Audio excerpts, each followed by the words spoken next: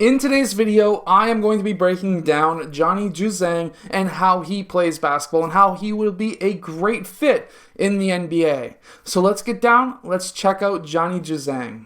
So in my opinion, the one thing that really sets him apart from other players in this year's draft is his ability to shoot off of a screen and off the dribble. We can really see that here in this clip where he really does set up this screen quite well. And how he does that is he dribbles towards that right side. After he dribbles towards that right side, he then chases back and uses that screen a second time so that he can jack up a three-point shot from clearly NBA range. So how he's able to do this is using that quick step back for one, but also being able to set this up by attacking the right side, allowing his center or his screener to be able to set up that screen. He notices that hedging player is quite far down. He's really afraid of Johnny Juzang attacking that basket because he is a quick player himself.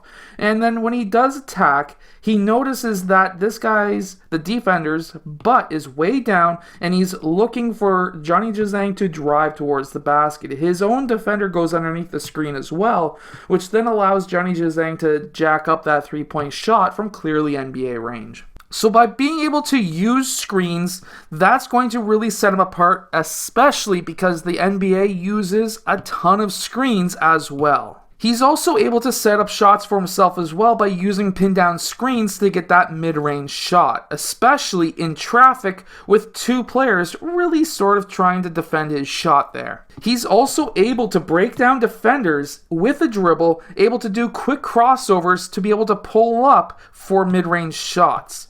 This is a very DeMar DeRozan style type of offensive strategy where you can pull up for a mid-range shot and of course still get 2 points. Many coaches will say those shots that are just within that three-point line are bad shots. However, if you're making those shots, why would it be a bad shot? We can also see here that he has a knack for using his strength to be able to get to the rim. Using that backboard, knowing where to hit that backboard with the ball to be able to get that ball to bounce in.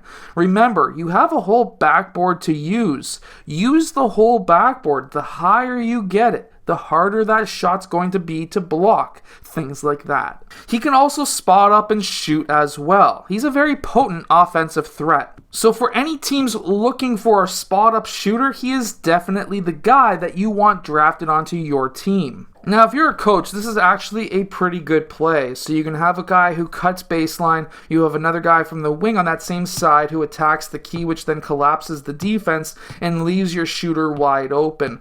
Now, what we do notice too is with Johnny Juzang, I noticed personally that he didn't get into many opportunities to make a pass.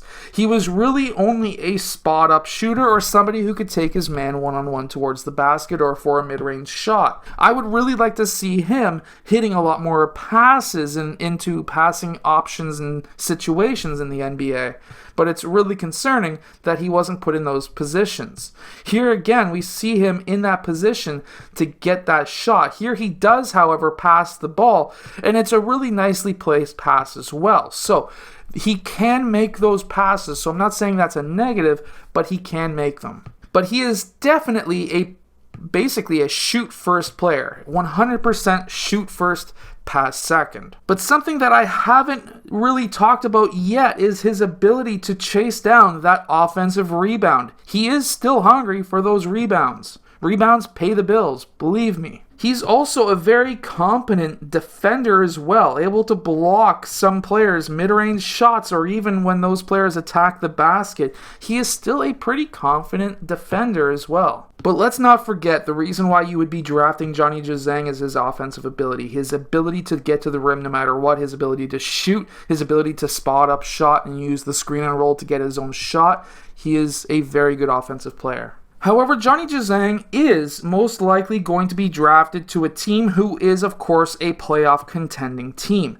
Because of that, what I would expect is for him to be able to really make an impact as maybe a 7, 8, or 9 guy on that team because he's able to play without the ball as well. He's able to be that spot-up shooter. He doesn't have to have that ball in his hand to create a shot for himself. He can find open spots on the court to nail shots, and that's what's really going to help him out at the NBA level. So for Johnny Juzang, what I would be really telling him if I was one of his trainers would be to really work on creating a shot for yourself off the dribble, because most likely he's going to be going somewhere between 10 and 25, I would say, in the draft. And because of that, he is going to be on a playoff contending team, and they already have usually an all-star who's going to be having a ball in his hands most of the time, which means that as a new player, you're not going to be most likely running the offense or even being the number one option. So what's going to happen for him is a lot of the pin down screens that he's been getting at UCLA, and a lot of those different situations where he can create a shot for himself. If he can keep on working on that shot speed, which he has a fast shot, he is going to be a very deadly player at the NBA level. I hope that you've enjoyed today's video. If you have, hit that like button and subscribe. I'll see you guys again next time.